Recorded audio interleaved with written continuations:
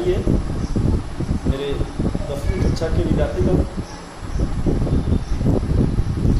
आज हिंदी में क्षितिज जो आपका मूल पाठ्य पुस्तक है, मैं क्षितिज के 6ठे पाठ पढ़ाने जा रहा हूँ। चूँकि 5वें पाठ तक आप लोग पढ़ चुके हैं यूनिट 1 के पाठ्यक्रम में, यानी प्रथम इकाई पाठ्यक्रम में आप पाठ 5 तक पढ़े थे काव्य पाठ में। अब काव्य पाठ का पाठ्यक्रम संख्या 6 है, इसको मैं पढ़ाने जा रहा हूँ। यह शीर्षक है, पाठ का शीर्षक है यह दंतुलित मुस्कान। काव्य पाठ का यह शीर्षक है 6ठे पाठ का, यह दंतुलित मुस्कान, और इसके कविवर हैं नागार्जुन जी। आपको विदित हो कि नागार्जुन का मूल नाम वैद्यनाथ मिश्र था।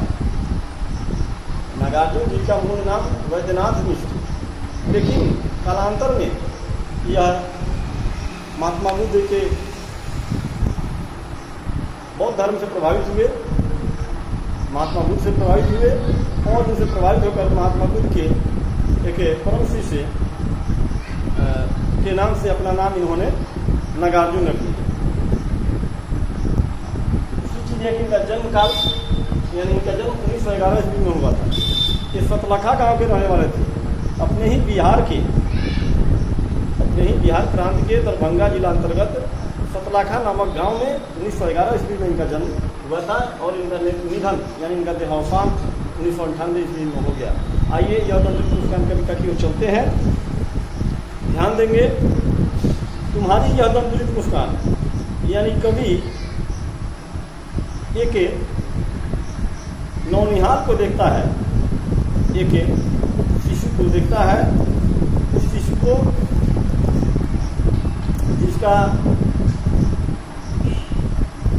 जिसके नए दांत अभी निकले हुए हैं, नए दांत अंकुरित हुए हैं, उन दांतों से युक्त जो उस बच्चे की मुस्कान है वह इतनी मनोहारी है,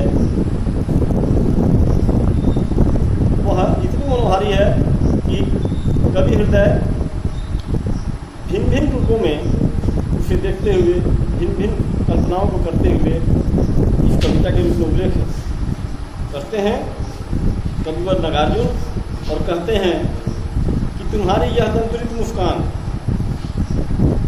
बच्चे तुम्हारी जो यह दंतुलित मुस्कान है, यानी नए दांतों, जो 9 अंकुरित दांत हैं, उन 9 अंकुरित दांतों से युक्त जो ये तुम्हारी मुस्कान है वह अत्यंत मनोहारी है। वह किन किन रूपों में दिख रहा है कवि को, उसका वर्णन करते हैं। तुम्हारी यह दंतुलित मुस्कान मृतक में भी डाल देगी जान। कवि बताते हैं, कवि को ऐसा लगता है कि यह इतनी मनोहारी है, इतनी प्रभावकारी है कि शायद यह मरते हुए व्यक्ति को भी फिर से जीवित कर दे। मुरझाए हुए किसी दुख दर्द या आपदाओं से त्रस्त व्यक्ति जिसकी हंसी चली गई है, जो बुझा हुआ सा हो गया है, उसमें भी यह उत्साह और खुशी भरने का कार्य कर सकता है। तो ऐसा लगता है जैसे मृततुल्य व्यक्ति में, है ना, मृततुल्य व्यक्ति में भी यह जान डालने का कार्य कर सकती है।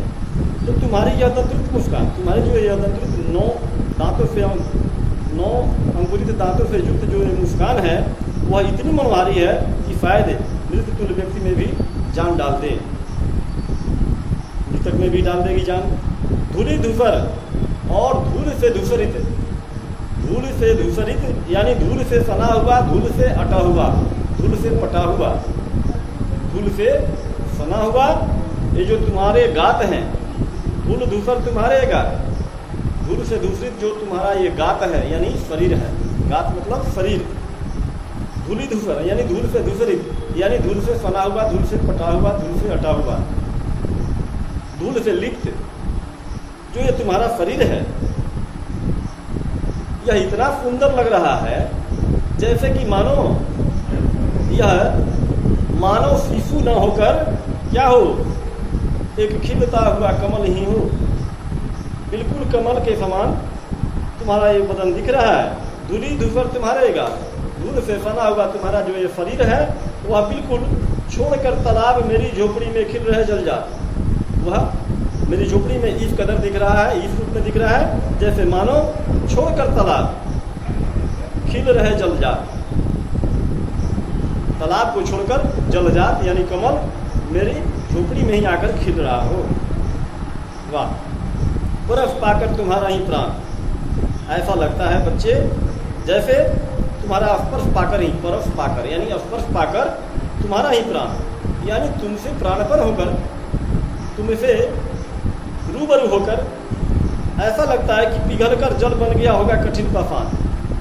वो जो कठिन पाषाण होता है, कठिन पत्थर होता है, पाषाण यानी पत्थर, वो कठिन पाषाण भी, कठोर पत्थर भी शायद तुम्हारे स्पर्श के कारण ही, तुमसे प्राणपन होने के कारण ही वह पिघल गया होगा।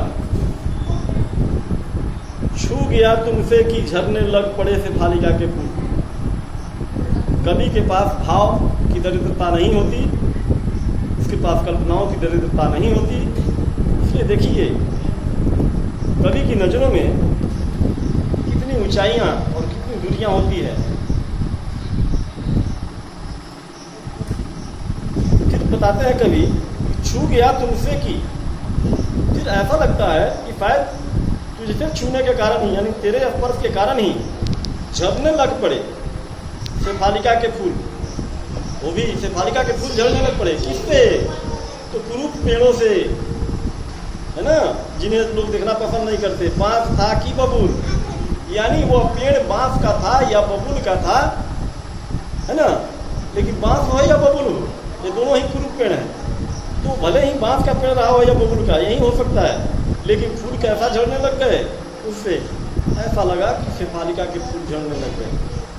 उन बांस के और बबूल के पेड़ों से शेफालिका जैसे सुंदर सुगंधित फूल झड़ने लग पड़े।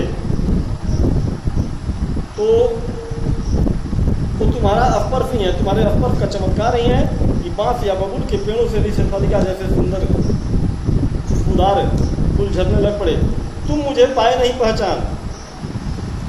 लगता है बच्चे कि तुम मुझे पहचान नहीं पा रहे हो, इसीलिए तुम पलक झुकाए बिना अपलक मुझे, यानी टकटकी लगाए हुए, टकटकी बांधे हुए, है ना, तुम मुझे देखते ही जा रहे हो।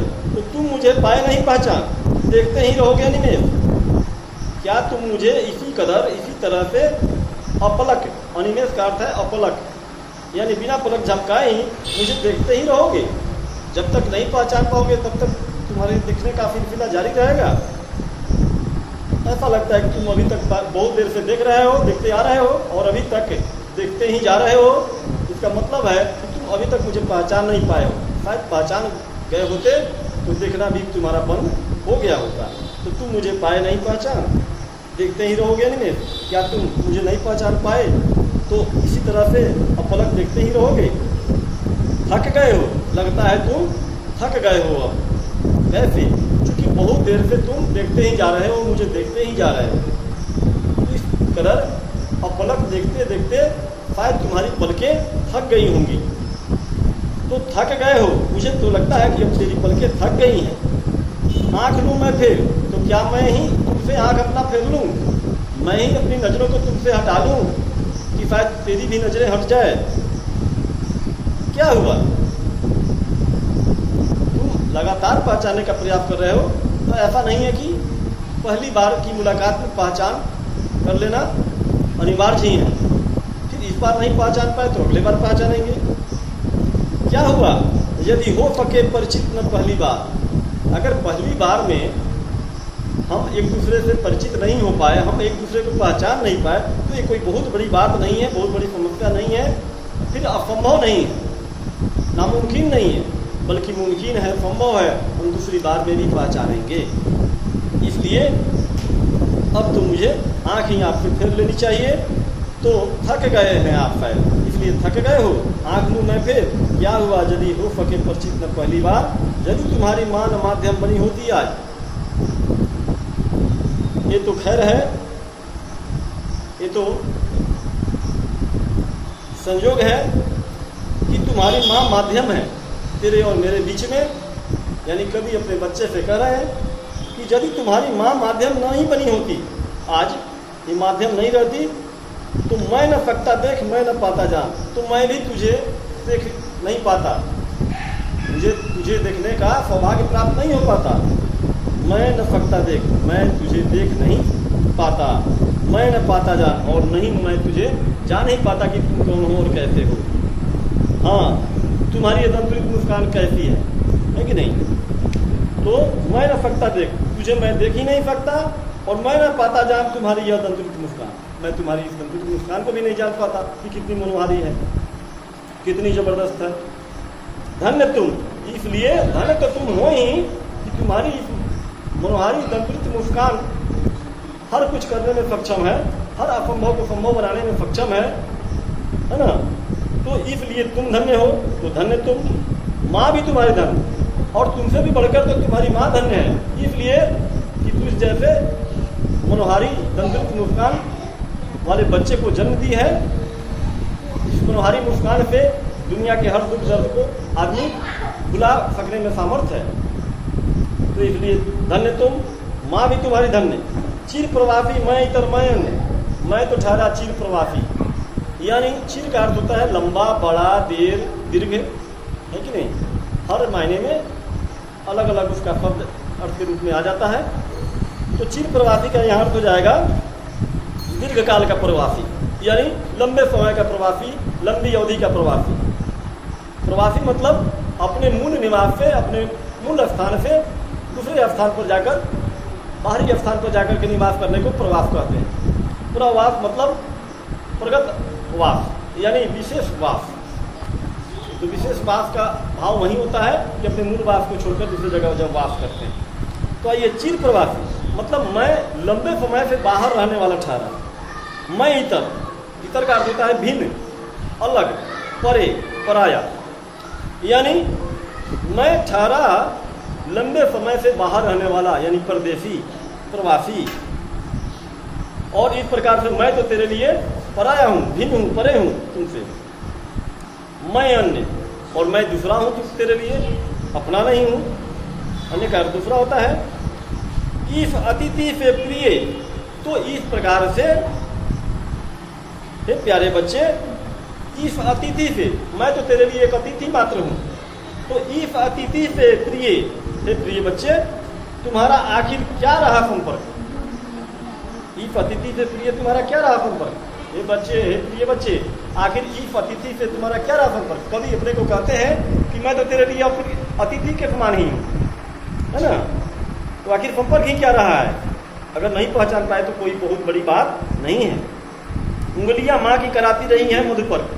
अगर तेरे लिए सबसे अपना कोई है, तेरे लिए सबसे ज्यादा पहचान वाला है, तो तेरी माँ की उंगलियां हैं, जो सदैव ही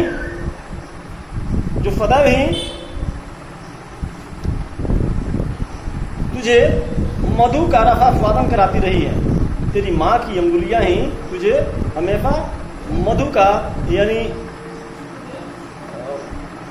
हाँ वही मधु जो मधुमक्खियों से प्राप्त होता है, मधु का रसा स्वादन कराती रही है। ऐसा लगता है माँ की उंगली को पकड़कर बच्चा इतना तन्मय होकर चूसता है कि जैसे उसमें से मधु निकल रहा हो, मधु जैसा मीठा स्वाद मिल रहा। तो इसलिए सबसे पहले बच्चा अपनी उस माँ की उंगली को पहचानता है, माँ को पहचानता है, इसके बाद ही किसी को पहचानता है।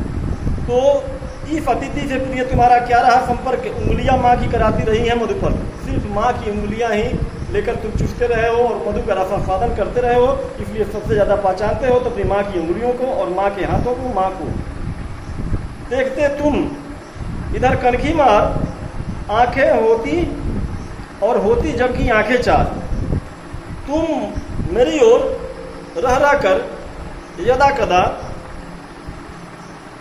कनखी मार मार कर देख रहे हो, है ना? लेकिन और होती जबकि आंखें चार, लेकिन जब अचानक ही तुम मुझे कनखी मार कर देख रहे होते हो, उसी वक्त मेरी नज़रों से तेरी नज़र मिल जा रही है, तो दो तेरी आंखें और दो मेरी आंखें मिलकर चार आंखें हो जा रही हैं।